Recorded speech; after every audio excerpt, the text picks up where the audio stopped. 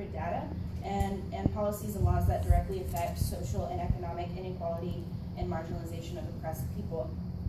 The purpose of my specific policy analysis is to analyze two different policies and the policy-making process between two large Texas cities, and to hopefully understand how one city was incredibly successful in the passing of their non-discrimination ordinance and how the other one was not.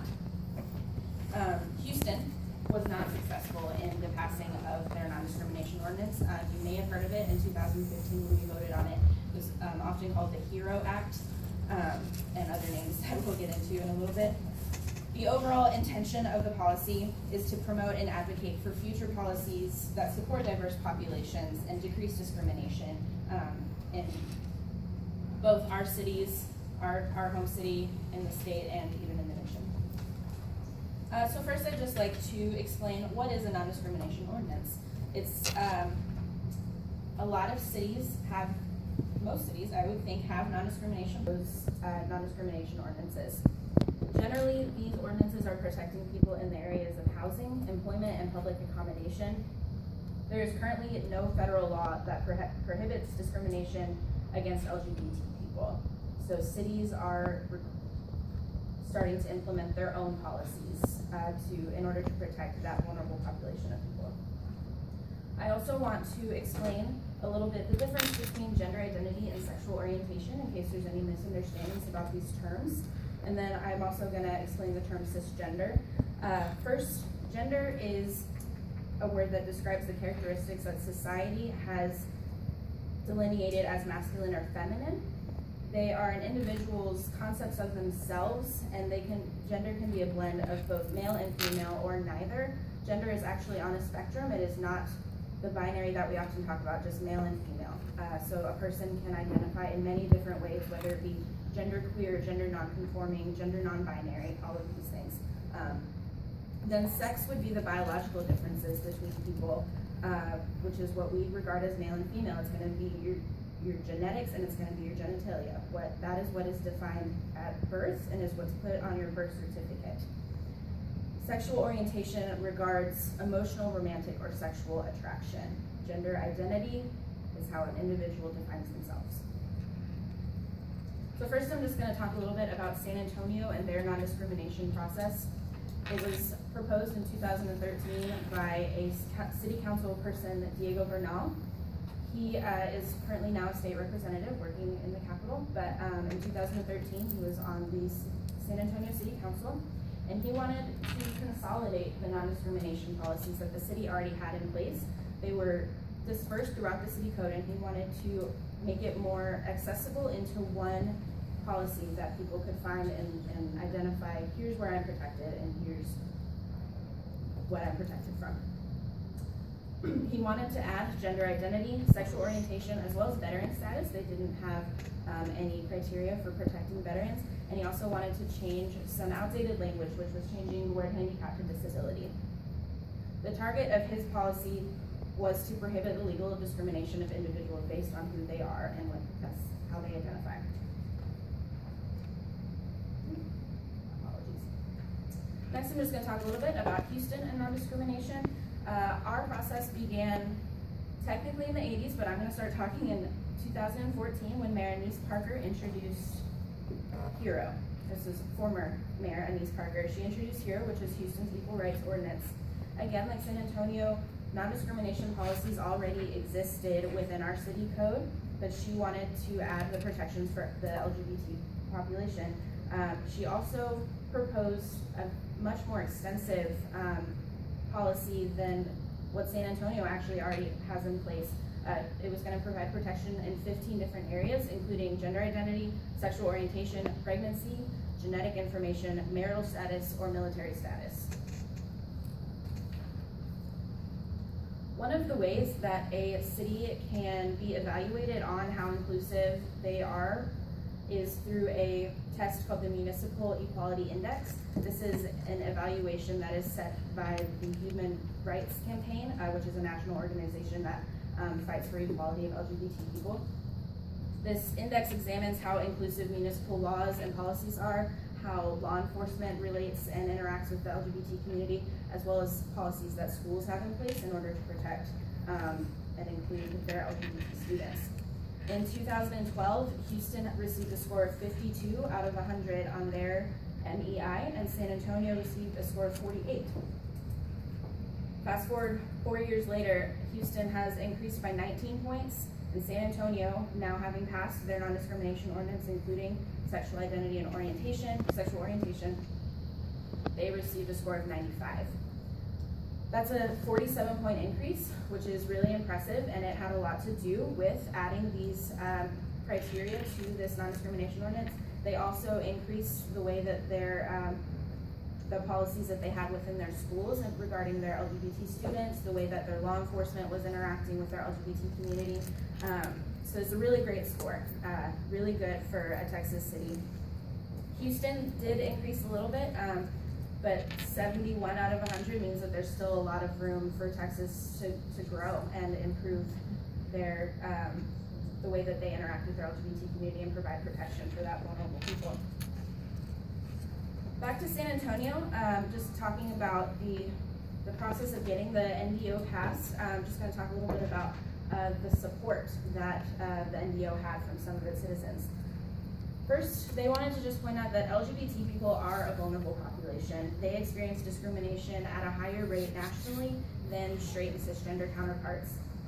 Cisgender, I think I forgot to define that for you, is just a person who identifies as the sex that they were assigned at birth. So it's nationally 21% of LGBT employees report having experienced discrimination in the areas of hiring, firing, promotions, and pay.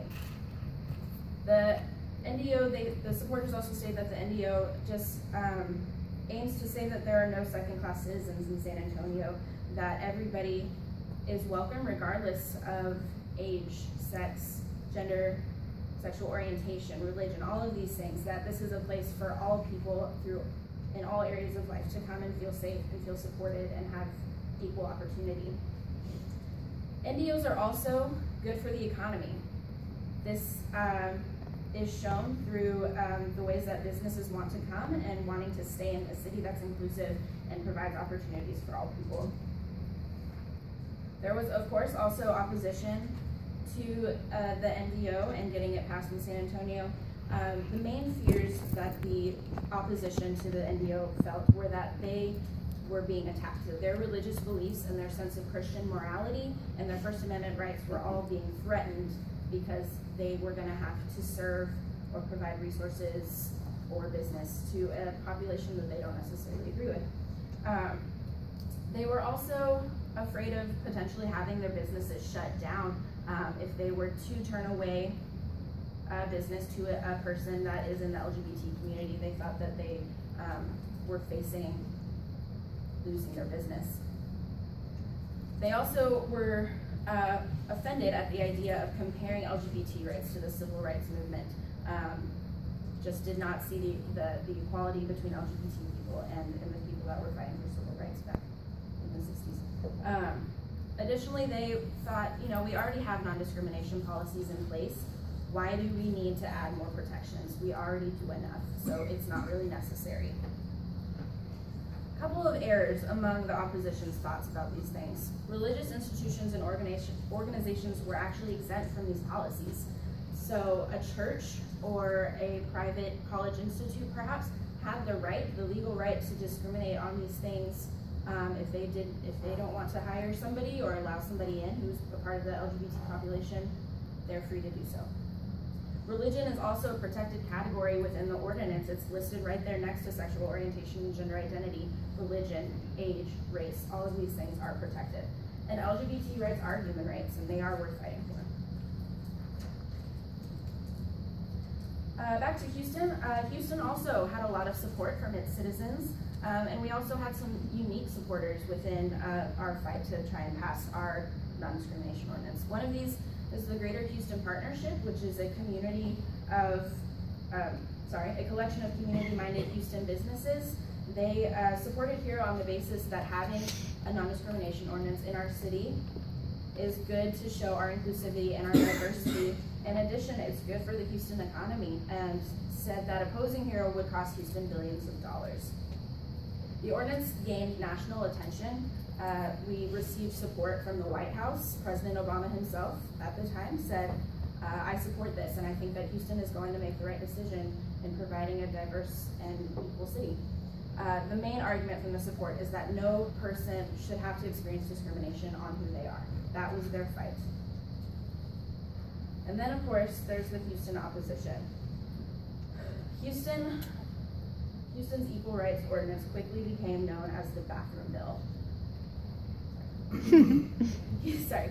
Houston's Equal Rights Ordinance quickly became known as the bathroom bill, and it became an issue of protecting women and children, and that was the fight that the opposers were proposing to the city of Houston, that women and children were going to be in danger if this policy were passed. Local community leaders and pastors, like a reverend from the Houston Baptist Ministers Association, said that the ordinance was going to cause direct damage and cause issues of violence to women and children. They also opposed the ordinance based on moral common decency.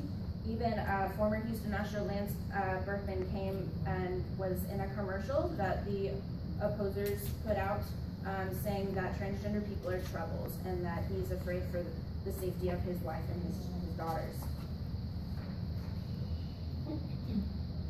So part of my research was to do an analysis. Why was there such an extreme difference between these two cities in the ways that they were able to fail and succeed in getting these NDOs passed? First of all, it was the focus of the campaign. It was actually in Houston, it was never really on the issue of discrimination. It was based solely on fear. Anise Parker, once the policy was voted down, stated that this was a campaign of fear-mongering and deliberate lies. The opposition had control of the language from the very beginning, and it never seemed that the support could ever regain the control or the attention that the policy actually deserved. The supporters ended up not being able to speak as loud as the opposition. The opponents were much more vocal. They had support from local leaders and leaders of faith and other community entities speaking out against this based on the idea that transgender people are dangerous, or this is going to provide a way for men to get into women's restrooms. There was also a lot of money spent in Houston on both sides trying to promote both ideas, either that this shouldn't happen or that it should. Some of the funding for the opposition came from the Campaign for Houston, and then a group that started called No on Proposition 1. The opposition ended up only spending about $600,000 in advertising and marketing, while the support for HERO spent over $1 million, about $1.6, and still were not able to take control of the debate, and they ultimately lost. Additionally, San Antonio was a city council vote. It was not a city vote. They won 5-3, and the measure was passed. In Houston, through legal issues and a series of unfortunate events, it ended up being on a ballot, and 67% of Houstonians voted no to pass HERO. Based on my research and what I've seen and what I've read, I do have a few possible recommendations for the future of equality and for the future of non-discrimination. First would just be accessible language. A lot of times policy papers and legal documents can be really hard to understand, and I think that was a big part of the issue when HERO was proposed, was that people didn't understand what the document was actually proposing, and the rest of the language outside of gender identity and sexual orientation was ignored. San Antonio could also reform theirs a little bit. Houston proposed a policy that had protections for 15 different criteria, and San Antonio still only has 10. So there's a possibility that they could add those 5 extra criteria that Houston proposed to their non-discrimination ordinance. And then additionally, and finally, it would be, I hope that my research can be useful for future endeavors into trying to pass non-discrimination ordinances to help inform and advocate for lobbyists in their future fighting for equality, whether it be in Texas or in the nation. And then I would really hope that Houston tries again, and that this research and evidence can be useful in their efforts.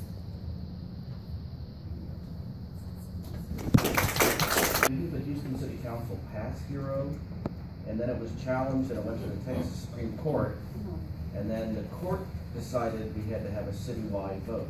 Yes. Why didn't the same thing happen in San Antonio? Because they didn't face the same type of opposition. They never so it was had. never challenged to the Supreme Court in not San Antonio. No.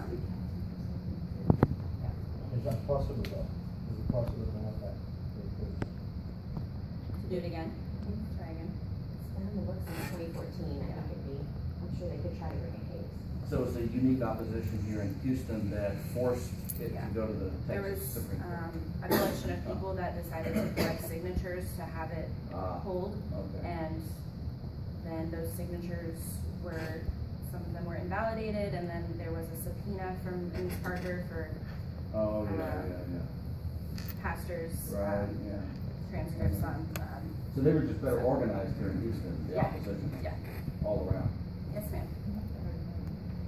So, to what extent do you think the mayor's sexual orientation and her sex contributed to the lack of support for what at first looked like she could accomplish by fiat? Right. So, I was curious about that as well. One of the statements made by somebody from the opposition, one of these community leaders, said, Houston is inclusive. We don't discriminate. Look, we have a lesbian mayor. She's a woman. Like, we don't have this problem, so we don't need this ordinance. That's what I read. But what would be a problem then, having those other professional inspections? Right. Because, you know, the problem with it. Right. That is- Yeah, exactly. Yeah. Yeah. We don't have a problem putting it along. Yeah. They just had a stronger force. Yes, ma'am. So one of the things that I noticed was going on is that the legal battle to have it turned into, a ballot issue seemed to have colored how people looked at it, because they saw it as something that was surrounded by some sort of scandal, like, this was, somebody tried to force this on us, and now we have to vote. And so I'm wondering, how much do you think that also shaped people's attitudes towards it when they finally went to the ballot? Did they feel like they had been tricked by Ms. Parker's administration prior to its, going through the legal channels? I think that's very possible. I think people just felt threatened in general, and felt like it should have been their decision all along. And I mean, she did put it into action on her own without really, a lot of laws go into action without, the city's opinion. But I think because it mentioned bathrooms one time, and then that portion was even removed, they just couldn't get it out of their heads. Then that mistrust made it easier for the fearmongers to use Right. fear and turn people against it. So a very interesting rhetorical problem. Well, and the religious institutions are far more powerful here. They must have more money and be Yeah. more organized. I don't know, but it seems like they did have a powerful role in closing. Which is interesting, because I would assume, and maybe I'm totally off on this, that San Antonio is very religious as all. I would think maybe more Catholicism there. I don't know. I'd have to go and study that. The mega church, So are they there in San Antonio as well? I think they're- Yeah, I don't know. I'm no idea how to stop it. And additionally, if anybody is interested in either the slides or my references, or when I complete the actual paper, if anybody's interested, I'm hoping that we try and get that published as well. So, if you're interested.